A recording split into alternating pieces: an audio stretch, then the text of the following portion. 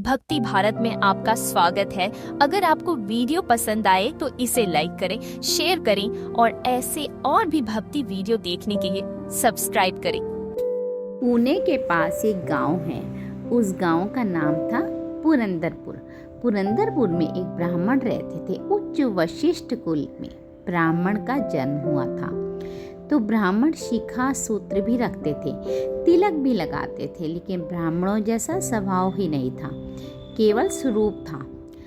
स्वभाव वैसा नहीं था। स्वरूप ब्राह्मणों का था पर स्वभाव वैश्यों का था। वैश्य मतलब बनिया लोग, उनके जैसा उनका व्यवहार था। व्यापार करते थे, धन देते थे ब्याज पर। लोगों को अपना गल्ला खोल रखा था, गल्ले पे बैठते थे। ब्राह्मण का नियम है संध्योपासना करना, अध्ययन करना, ग्रंथों का अवलोकन करना चाहिए, पर ये कुछ नहीं करते थे। सुबह उठते केवल तिलक लगाते, स्नान करते, शिखा बांधते और सीधे अपने गल्ले पे पहुंच जाते थे। उनका दिन भर का यही काम था। देते रहते थे लोगों को ब्याज पर पैसा और उनसे उनका सामान रखते रहते थे। इतने कंजूस, बहुत कंजूस थे, खूब धनवान थे। भगवान की कृपा से उन पे ब्याज का इतना धन आता था कि वो पूरे पुरंदरपुर गांव को अकेले भोजन करा सकते थे। पर इतने कंजूस थे, इतने कंजूस थे, दूध में अगर मक्खी भी गिर जाती थी तो वो भी छान कर भाई पी लेते थे। इतने कंजूस थे। कंजूसाई की हद तो पार हो गई थी उनकी। उनकी पत्नी का नाम था सरस्वती देवी। उनके पिता ने इसलिए ब्याह किया कि भाई ये विप्रदेव बड़े धनवान हैं, बेटी खुश रहेगी, हमारी तो सरस्वती देवी बेटी खुश रहेगी। उसका ब्याह हो गया उनके साथ। उनकी माँ ने, पिता ने उन्हें खूब गहने दिए। ब्याह के अगले दिन ही सवेरे सवेरे उठते ही ब्राह्मण देवता उठे, बोले देवी गहने उतारो। बोली क्यों? अरे देखो कितनी अच्छी नक्काशी हो रखी है इसमें, कितने अच्छे से तुम्हारे कुंडल बने हैं, हार बना है, हाथ के तुम्हारे कंगन, कड़ुला, जो रोज पहनोगी तो सब घिस जाएंगे, उतार दो ना।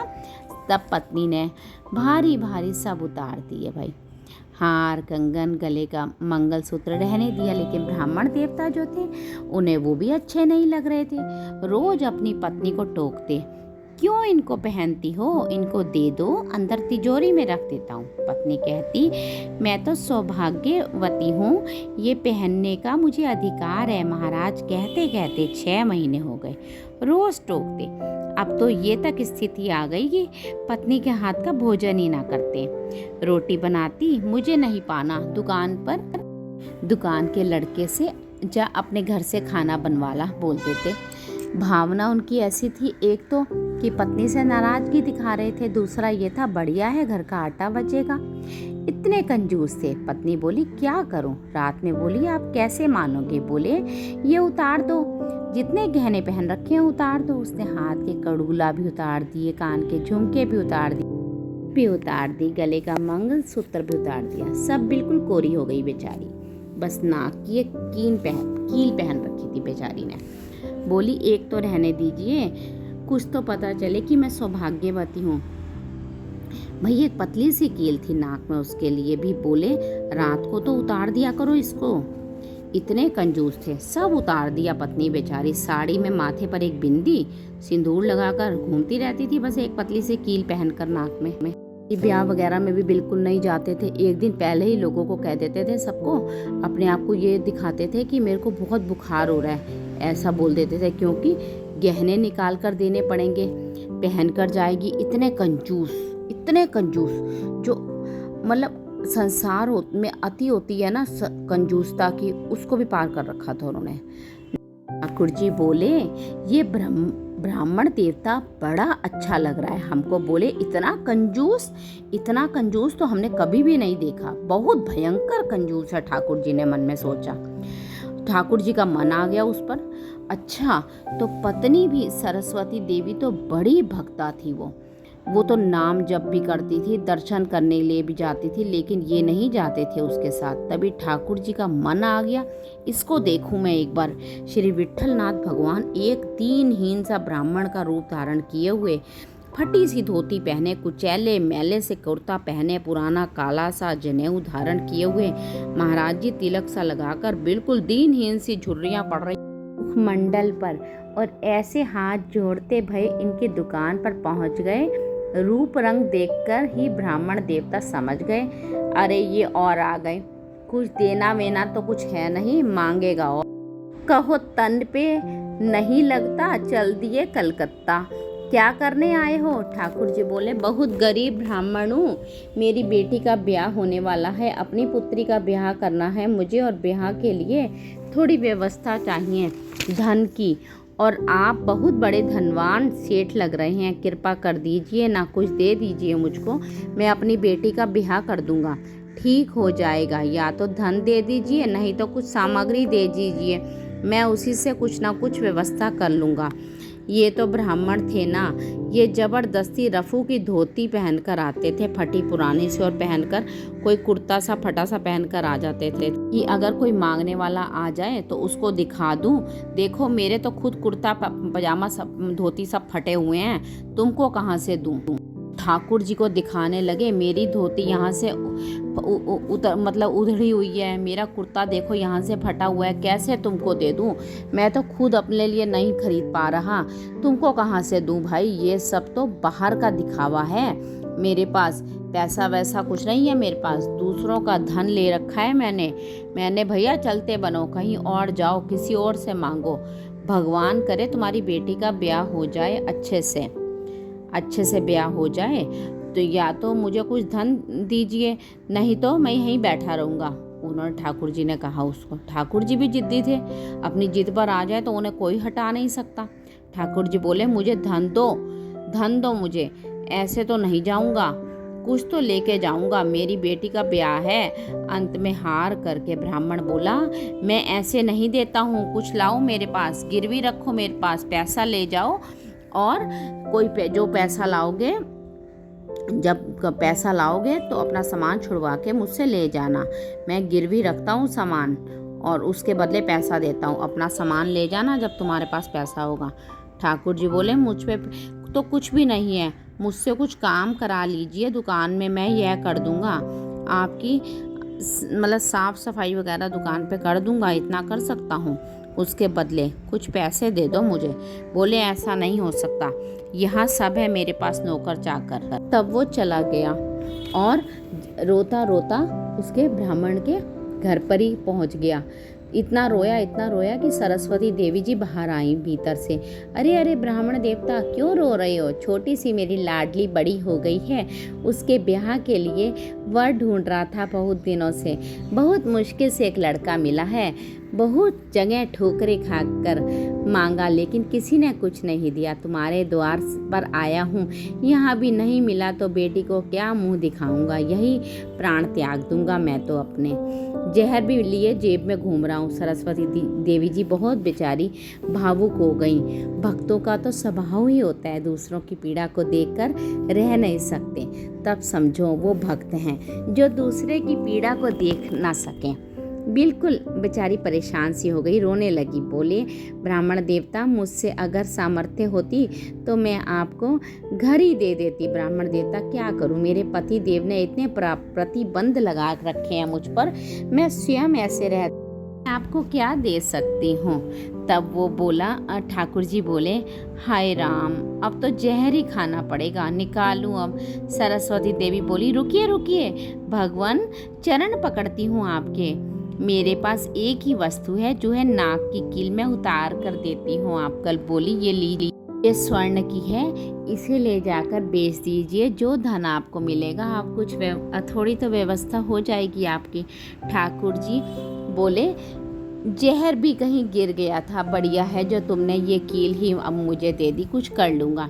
ठाकुर जी वो कील उसकी नाक की ली और सीधे गए उस ब्राह्मण की दुकान पे। देखो कितने उद्यमी है ठाकुर जी, और उसकी दुकान पे जाके बोले, ये ले, इसके बदले ला, पैसा दे मुझे, तू कह रहा था ना कुछ सामान दो तो उसके बदले पैसा मिलेगा, ये ले सोने की कील, नाक की कील है अपने पास और पैसा दे, ये रख, धर अपने पास, और पैसा दे। ब्राह्मण देवता ने जैसे ही कील देखी, ये आपको कहाँ से मिली? बोले तुझे उससे क्या मतलब, तू मुझे पैसा दे, मुझे कहाँ से मिली उससे तुझे कोई मतलब नहीं होना चाहिए, तू पैसा दे। मेरे को तो मेरी बेटी का ब्याह है और अब मैं तेरे से भीख नहीं मांग रहा हूँ, ये सोने की कील है, इसको गिरवी रख रहा हूँ तेरे पास। बेचारा फंस गया, अब तो क्या करे? 3-4 बार सोचे। बोले मिली कहाँ से? बोले तू मत सोच, पैसा दे।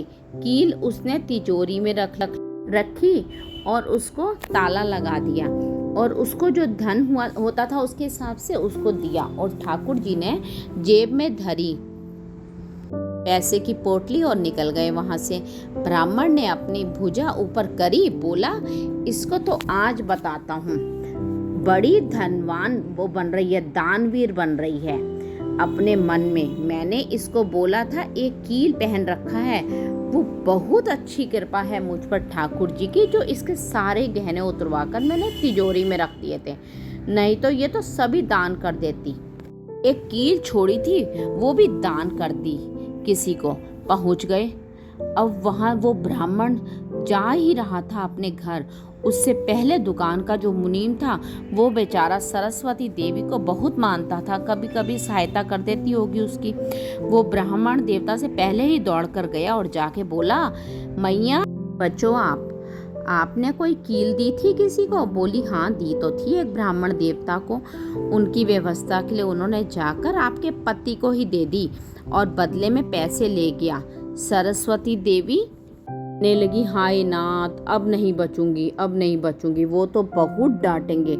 बोला वो आ रहे हैं, दुकान बंद कर दी है उन्होंने, वो सीधे धोती बस सीधा आ ही रहे हैं, इधर को आ रहे हैं आज वो बहुत क्रोध में है मैया, सीधे आप बचो मैया आप। सरस्वती देवी बोली, कहाँ जाऊं हे भगवान पांडुरंगा, हे विठलनाथ, मेरे प्राणनाथ, मेरी रक्षा करो।